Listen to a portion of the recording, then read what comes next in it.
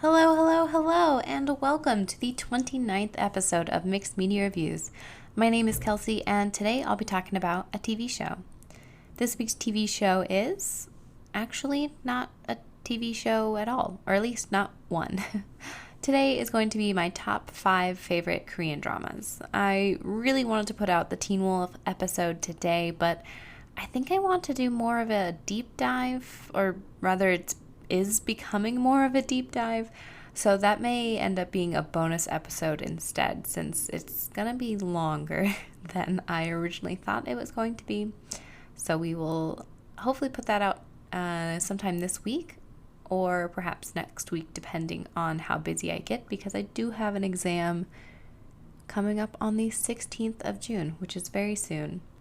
Today's episode is going to be a bit different from the normal episodes, but similar to the ones that are like top 5 episode things.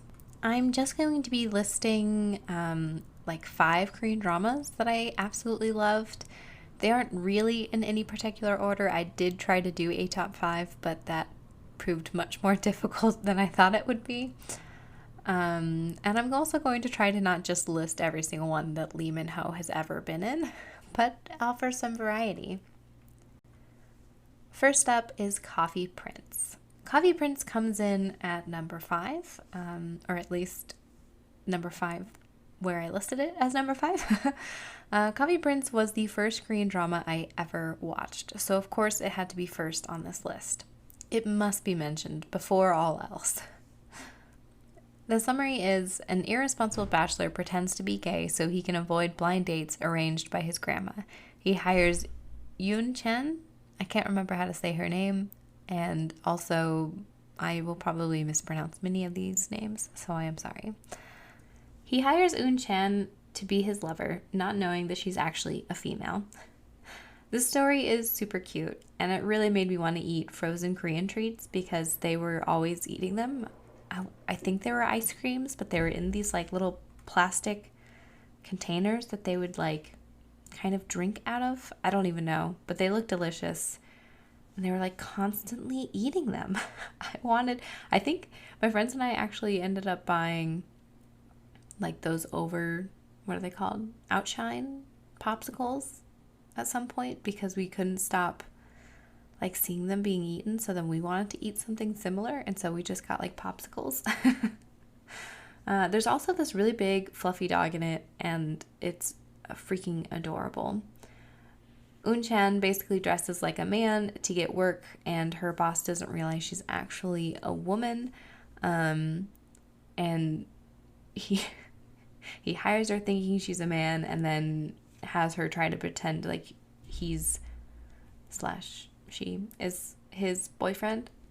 I love the ending of the show as well. I won't say what it is here, of course, but it had a really cute ending, and just the whole show, I loved all of it, and it got me hooked into Korean dramas because it was that amazing.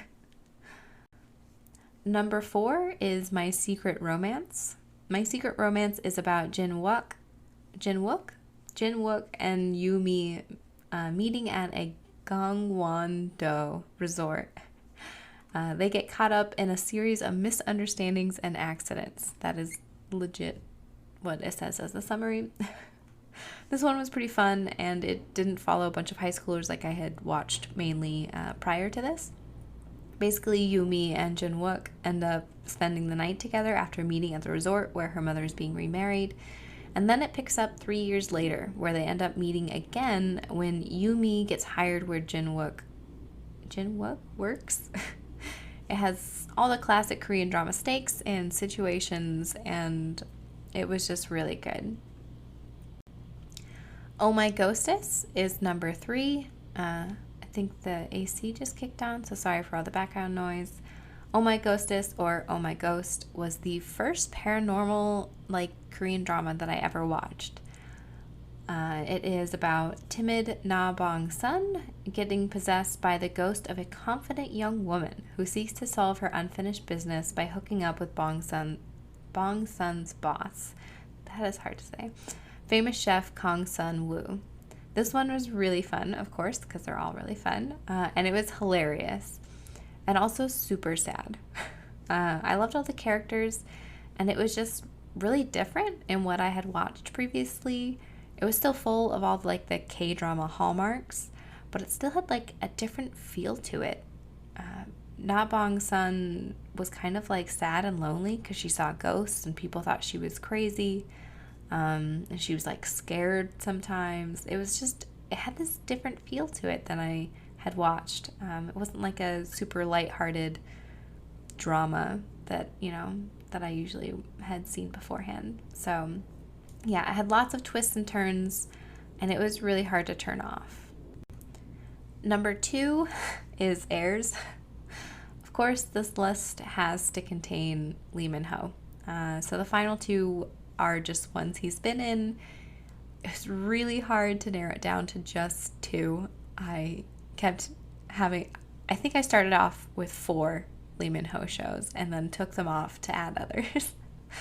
And I tried really hard to think of which 2 would be the last 2, but I think these are good ones to leave with. I don't think it was the first one I saw him in, but Heirs, or The Inheritors on Netflix, is definitely one of my favorites.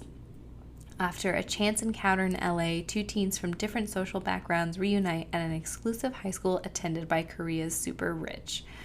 This one is definitely full of all the Korean drama cliches. It's got the forced hugs, the eye-opened kisses seen from 1,000 different angles and replayed constantly. It's got the poor girl falling for the rich heir of a conglomerate. It's got love triangles and hospital visits. It really is like what I think of a Korean drama.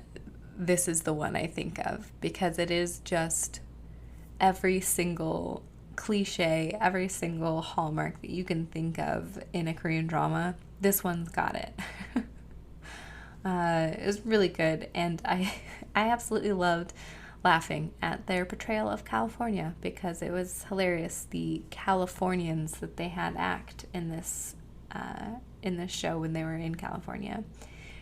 And they had quick visits between Balboa Park and the Hollywood sign, and it was great, because I'm sure there's plenty of things that we portray wrongly about other countries, and this was one of those things where I was like, I don't think that's how they think it would be. It's a great dream.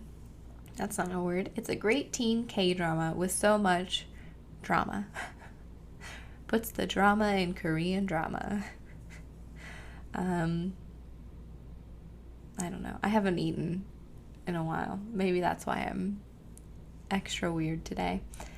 Or maybe that's just me. Who knows? Anyway, I think I need to rewatch Heirs, because this put me in the mood for it for sure. And the number 1 that I have listed here is City Hunter. I had to include City Hunter on this list, if only for the fact that it's the only one that I own on DVD. City Hunter is the drama that I recommend for people who don't like the romantic dramas. Not to say that there isn't any romance, but this is definitely an action-packed one. Lee Yeon-sung, who was raised by his father's best friend Lee Jin-pyo, joins the Blue House as an IT expert to avenge his father, who was killed while saving Jin-pyo. This drama has so many cool fight scenes, including Lee Min-ho taking someone out with a spoon, that we talked about all the time. I really loved it, and it was, of course, fun to watch.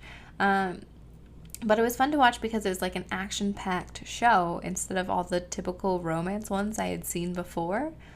This wasn't like Heirs, and it was seeing Lee Min-ho in an action kind of a role was really fun and different. Although seeing him in Gangnam Blues was really weird as well. Anyway, it also has Park Min-young starring as a bodyguard for the Presidential Security Service, and I loved her character. She was great. She's also the love interest, of course, of Lee Min-ho's character, Yeon-sung. She's also starred in Her Private Life, which is on my list to check out. So some honorable mentions. Boys Over Flowers, Personal Taste, Faith the Great Doctor, Legend of the Blue Sea, and King, the Eternal Monarch. Yes, those are just all Lee Min-ho dramas that he has been in, but they're all so freaking good. Boys Over Flowers, or Boys Before Flowers, depending on where you watched it, is another teen slash high school drama. Personal Taste, or Personal Preference, he's like an architect in, and I loved that one as well. I almost included that instead, but I figured Heirs was a better one. And then Faith is a time traveling show that taught me a lot of Korean history and had a lot of cool action sequences in. And it also had Lee Min-ho in some like longer hair that I absolutely loved for some reason. Legend of the Blue Sea has a freaking mermaid in it, which was really fun and something I had watched recently because I had not seen it on any of the like websites that I had used to watch the previous Korean dramas when I had watched them more. And then The King Eternal Monarch was the first thing I'd see Lee Min-ho do after he took the break for his military service. And it's on Netflix. It's much more like City Hunter with tons of action and fight scenes, but with parallel worlds and a slightly confusing at first timeline. That was one that I really had to pay attention to while watching, not just because I was reading the subtitles, but because it was very complex. But it was really well done, and I really liked it. I think I also might rewatch that one as well. Up next, so besides Her Private Life, I'm looking forward to finishing Romance is a Bonus Book, which I've only watched the beginning of the first episode, and I really want to watch Pachinko, of course. It's a Lee Min-ho show. Lee Min-ho show. That's Lee Min-ho show. That's an interesting thing. That's on Apple TV, and I really need to watch that because Lee Min-ho is in it, so I can't not. I also... So I really love watching Korean dramas because they're typically one season and they just grab you and pull you in with all of the drama and chaos. And every single episode ends on a cliffhanger, so you have to watch the next episode. And if you really don't want to end on a cliffhanger, you have to stop the show like in the middle of an episode, which is really hard to do. But if you have places to go or things to do, then you gotta just pause it in the middle of an episode because you can't chance ending the episode and leaving it on a cliffhanger that will blow your mind because that's every episode. But it gets really hard because I get busy and then I can't do anything else but watch it because again I have to read the subtitles because I don't know Korean outside of like 3 or 4 words. So I really want to get back into watching more Korean dramas, but again it can get really hard. So if you have any ones that you love or any recommendations, let me know, and I'll put them on my list and hopefully I can get back into them. Probably not a great idea to do it while I'm in the middle of my exams, but maybe after the exam that'll be a nice way to kind of relax, is just watch a Korean drama.